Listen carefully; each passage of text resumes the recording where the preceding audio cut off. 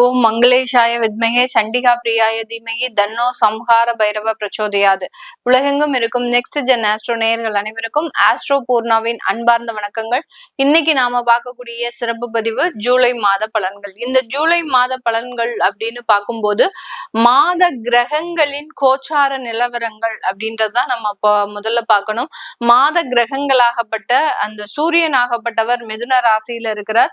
புதனும் சுக்கிரனும் அந்த கடக ராசியில இருக்கிறார். அடுத்து 45 நாட்களுக்கு ஒரு முறை நகரக்கூடிய அந்த செவ்வாய் ஆகப்பட்டவர் அந்த ரிஷப ராசியில இருக்கிறார். காலபுருஷனுக்கு 2ஆம் இடமான அந்த ரிஷப ராசியில இருக்கிறார். இதுதான் இந்த மாத கிரகங்கள், முக்கியமாக நகரக்கூடிய இந்த கிரகங்களின் கோச்சார நிலவரங்கள்.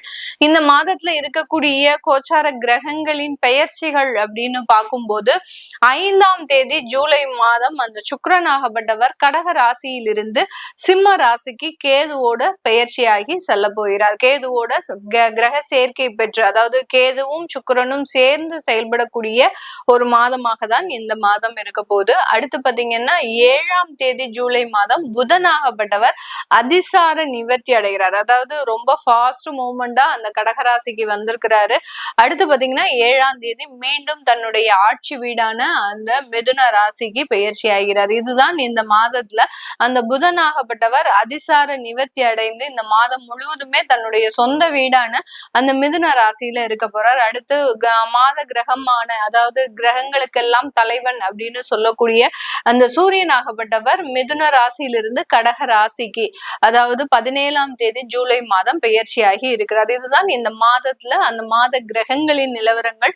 இதை பொறுத்துதான் இந்த மாத பலன்கள், இந்த மாத கிரகங்கள் என்னென்ன ஒரு பலன்களை கொடுக்க போகுது அப்படின்றத இந்த பதிவுல நம்ம தெளிவா பார்த்துட்டு ஒவ்வொரு ராசி என்பர்களுக்கும் உண்டான பலன்களையும் இந்த பதிவுல நம்ம தெளிவா பார்க்க போறோம். இந்த சேனலை முதன்முறையா பாக்குறீங்க அப்படின்னா சப்ஸ்கிரைப் பண்ணிக்கோங்க, பெல் பட்டன்ல ஆல் ஆப்ஷன் சூஸ் பண்ணிக்கோங்க. மீன ராசி என்பர்களுக்கு இந்த ஜூலை மாதத்துல என்ன மாதிரியான ஒரு பலன்கள் இருக்க போது? உங்களுடைய ராசி அதிபதி 5ஆம் இடத்துல உச்சமாக இருக்கிறார்.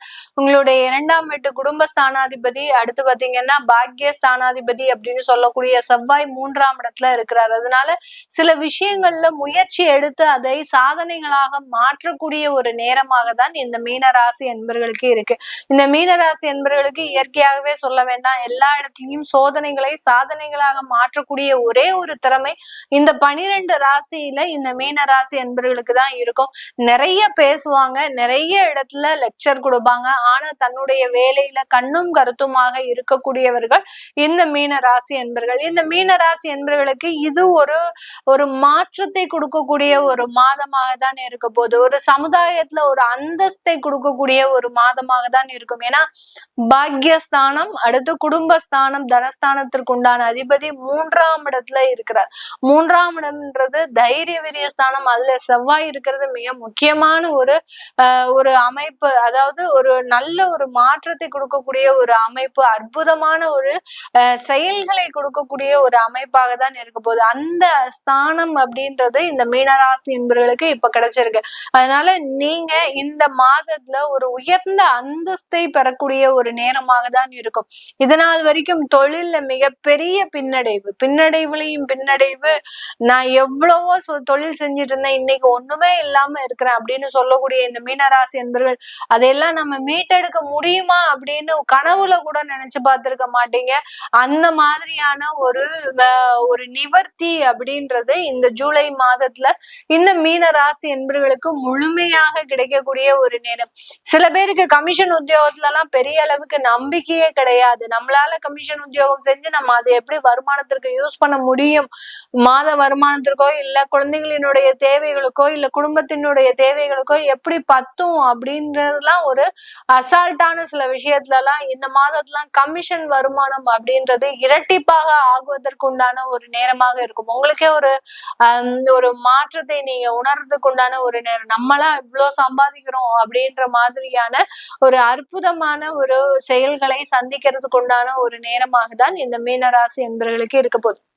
இந்த மீனராசி என்பவர்களுக்கு 6ஆம் இடத்துல சுக்கிரன் கேது ஒரு கடன் பிரச்சனையும் கொடுக்கும், கடனையும் கொடுக்கும், அதே சமயம் அதற்குண்டான நிவர்த்தியையும் கொடுக்கும். உங்களுடைய ராசி அதிபதி உங்களை டைரக்டா 9ஆம் பார்வையாக பார்க்கிறார். பாக்கியஸ்தான பார்வையாக பார்க்கறதுனால என்ன பிரச்சனைனாலும் நீ கொண்டு வா, நான் உனக்கு அதை சரி பண்ணி கொடுக்குறேன் அப்படின்னு அந்த குரு பகவான் உங்களுக்காக காத்துட்டு இருக்கிறாரு.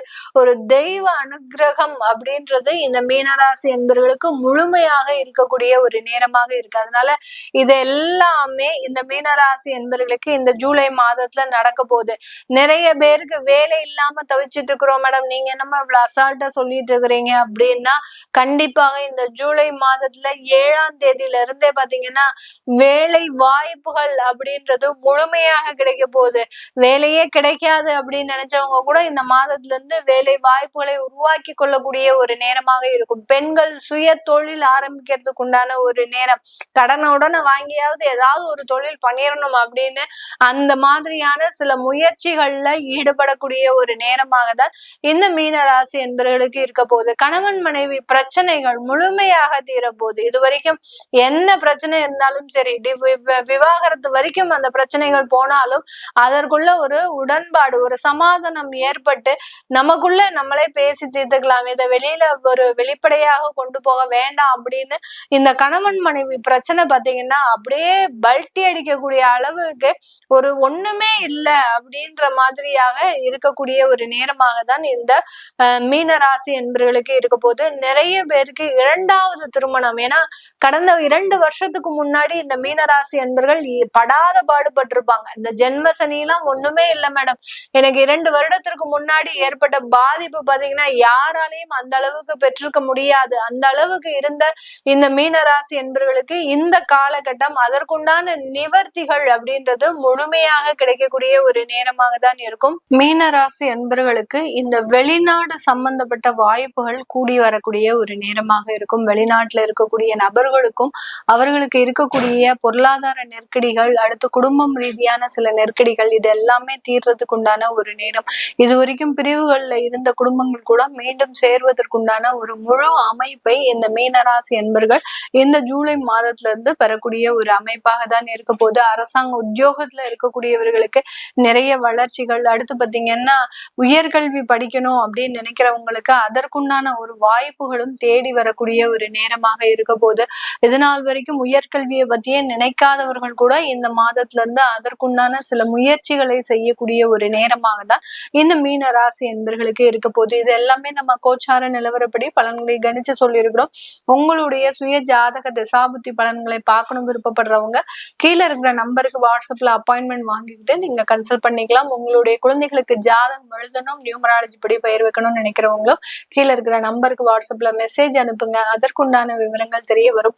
உங்களிடமிருந்து விடைபெறுவது உங்கள் ஆஸ்ட்ரோ பூர்ணா. நன்றி, வணக்கம். இது எல்லாமே உங்களுக்கு கோச்சார நிலவரப்படி பலன்களை கணிச்சு சொல்லியிருக்கிறோம். உங்களுடைய சுய ஜாதக பலன்களின் அடிப்படையில், தசாபுத்தி பலன்களின் அடிப்படையில் நிறைய பேருக்கு வெளிநாடு சம்பந்தப்பட்ட வாய்ப்புகள் வந்தும் அதை நீங்க யூஸ் பண்ணாம இருப்பீங்க. அதெல்லாம் நீங்க எப்படி சரி பண்றது அப்படின்றது உங்களுடைய ஜாதகத்தை வச்சு நீங்க தெரிஞ்சுக்கலாம். அதை பார்க்கணும் விருப்பப்படுறவங்க கீழே இருக்கிற நம்பருக்கு வாட்ஸ்அப்ல அப்பாயின்மெண்ட் வாங்கிட்டு நீங்க கன்சல்ட் பண்ணிக்கலாம்.